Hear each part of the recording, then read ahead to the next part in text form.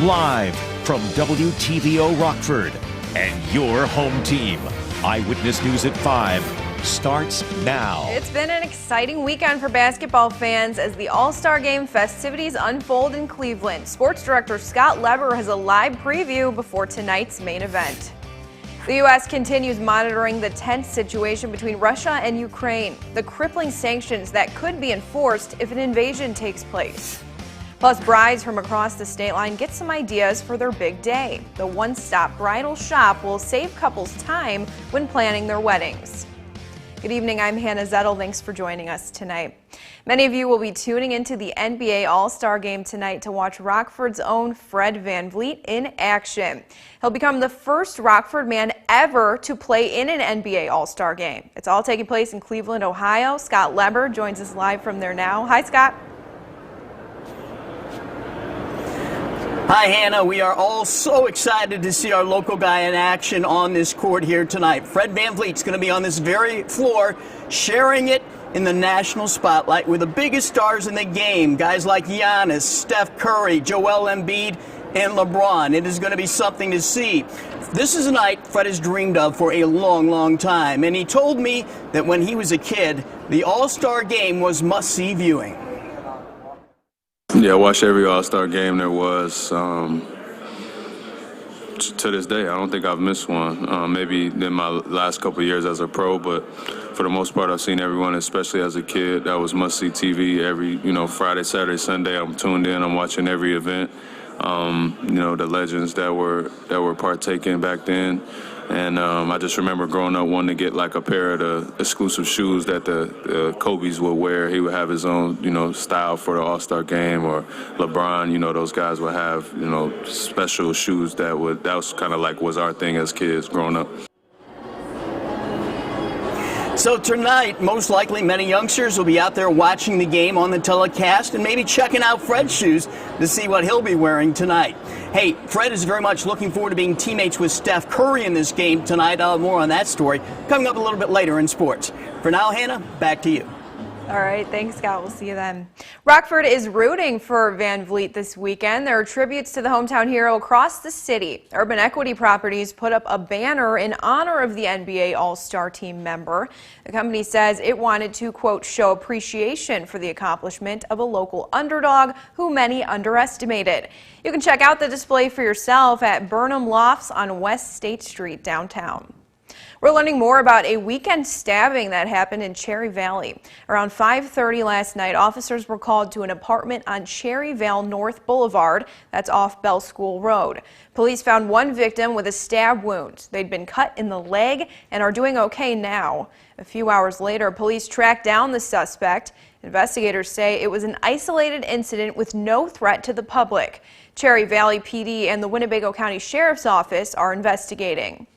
Across the pond, Queen Elizabeth II has tested positive for COVID-19.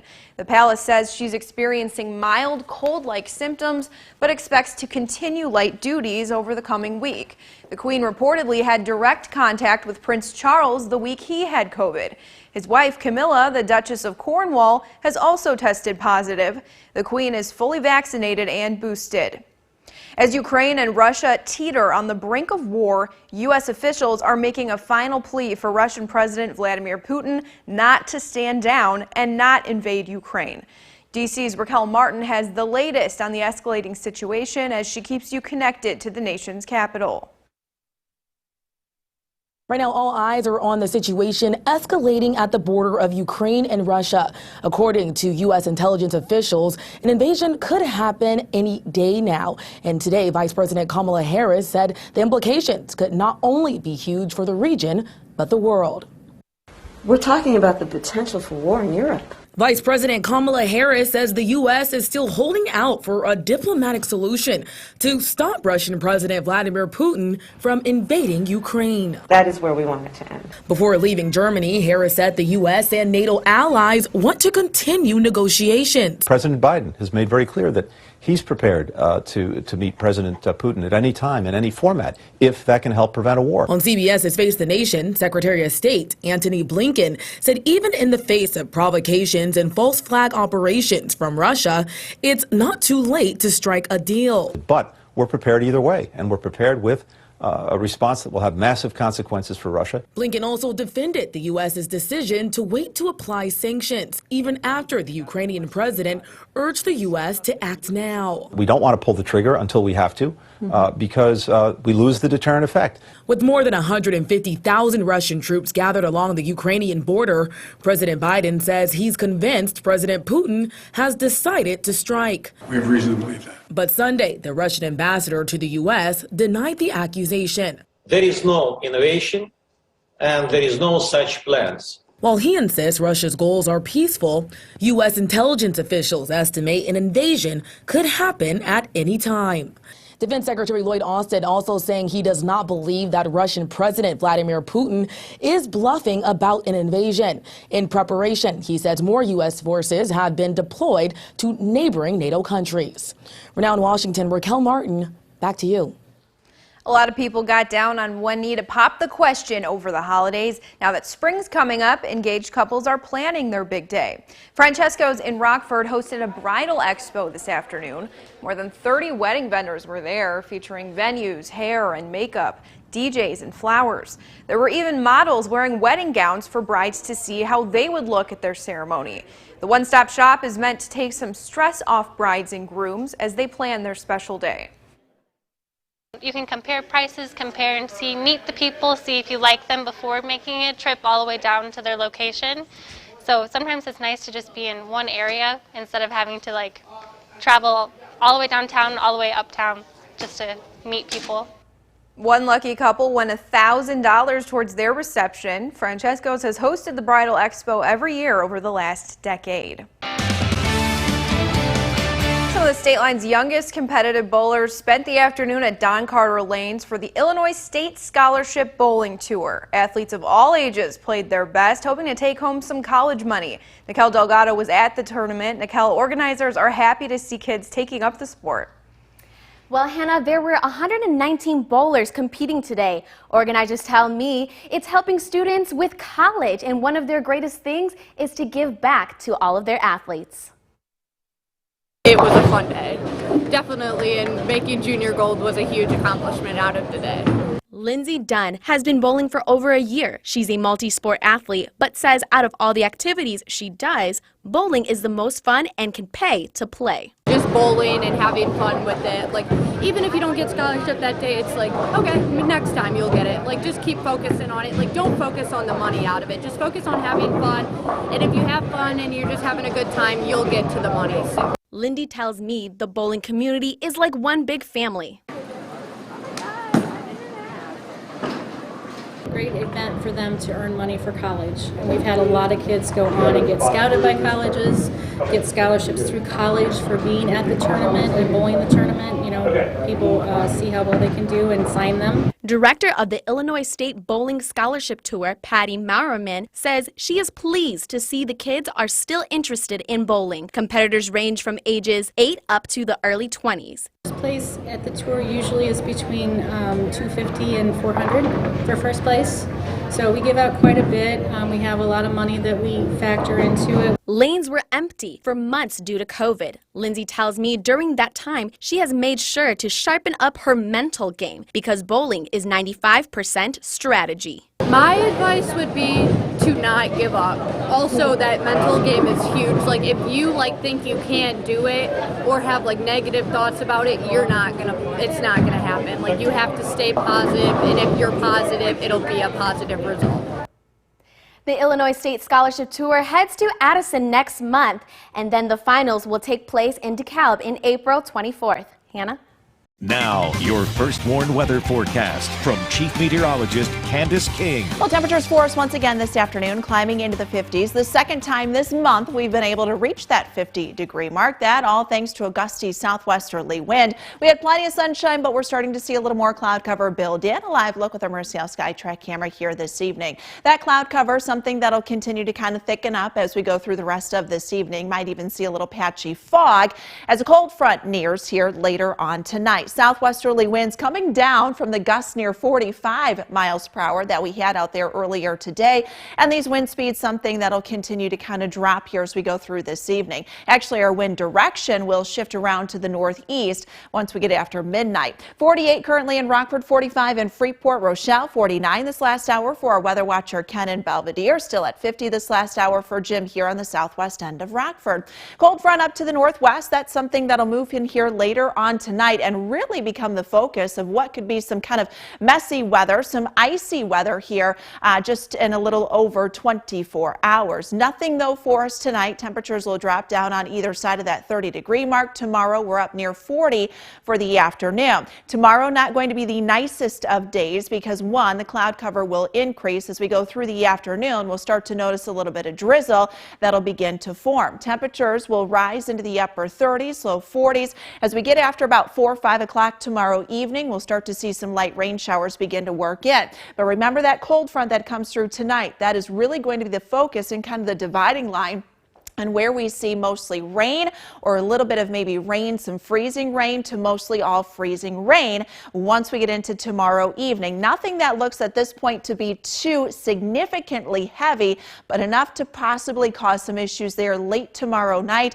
and then definitely going into the day on Tuesday, Tuesday morning, Tuesday afternoon. So here we are Monday night. We start to see a little more of that freezing rain potential right near the Illinois-Wisconsin border. That is something that'll continue through the overnight. Rain showers will likely stay a little bit further to the south, could mix in with a couple of areas of some freezing rain or even some sleet potentially, although I think that'll stay a little more to our north-northwest.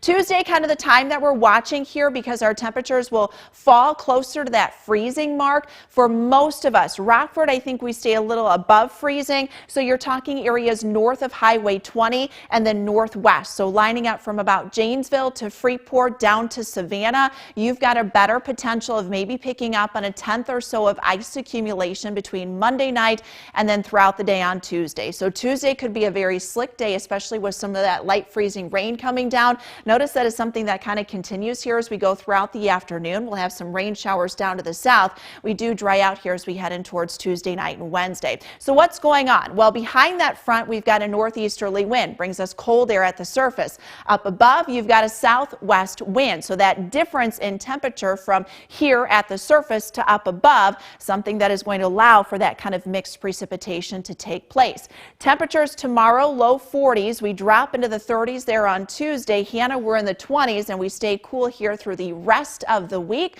Could see some snowfall then again once we get into Wednesday, Thursday, and even into Friday. Now sports with David Greenberg. Well, it's already been a big weekend for Fred VanVleet in Cleveland, and the best is still to come tonight. It's the main event, the NBA All-Star Game. Once again, we're joined by Scott Leber from Cleveland. Scott, any chance Fred walks off with the MVP tonight? Yeah, there's certainly a chance, David. I mean, if there's one thing we've learned about Fred over the years, you never underestimate Fred VanVleet. But being named the MVP in an All-Star game, that's a pretty tall order when you've got guys like LeBron James and Steph Curry and Giannis running around out there on the court. Yesterday when I was at the practice for Team LeBron, which is the team that Fred is on, he spent a lot of time chatting with one of his teammates for this game, Steph Curry, which is interesting because it was just a few years ago that those two were going head-to-head, heated battle in the finals as they battled for the NBA championship. That's one of the cool things about the All-Star Game. It brings rival players together for one night to become teammates. Here's how Fred describes Curry. Unbelievable. Unbelievable. Be the first word. Winner, competitor. You know, he's special. He's special. He's a one of one. There's not anybody like him, and I don't know if there will be unless, he passed it down to his son or his daughters. But he's different, man. He's the bar. He's set the bar really high for guards, and he's done a great job. He's been a great icon for the game. So Steph is going to be starting for Team LeBron tonight. Fred will be coming off the bench, but I'm sure at some point we're going to see them playing together in the backcourt. And I'll tell you what, I'll take my chances with that backcourt anytime. And of course, we've got two Chicago Bulls who will suit up tonight for this game, Zach LaVine and DeMar DeRozan, but they'll play on opposite teams, one for Team Durant, one for Team LeBron. If you want to check out the game, and I know you do, it'll be telecast on TNT starting at 7 o'clock. That's it from Cleveland for now. David, I'll send it back to you. All right, Scott, should be a great one tonight. Well, as we know, the Big Ten Conference basketball season's been a dogfight, but today that term was taken a little too literally up in Madison as the Badgers hosted Michigan. We'll start here. Second half, Johnny Davis started heating up, backs his defender down, gets the turnaround to go. Next possession, Badgers up 8. Davis drives, lays it in off the glass, plus the foul. The Badgers explode in the second half. They win it 77-63, but this is where things turn bad. Look here, Wisconsin coach Greg Gard and Michigan coach Juwan Howard, they're jawing at each other over a timeout that Howard felt was unsportsmanlike at the end of the game. They go back and forth, coaches are getting involved, and then Howard throws a punch, hand, call it whatever you want, and the players get involved. This was a massive, massive scuffle. Eventually, security did get involved. Both sides went back to their locker rooms. Let's hear now what Greg Gard thought of this squabble. Well, apparently he didn't like that I called the timeout to reset the 10-second call. So I had all my bench guys in the game. I didn't want to put them in that position of scrambling with only 4 seconds. So I took a timeout and it got us a new 10 seconds. He did not like that when he came through the handshake line. So I'll leave it at that, and the tape will show the rest. That's all we've got for you tonight. We'll see you back here tonight at 10.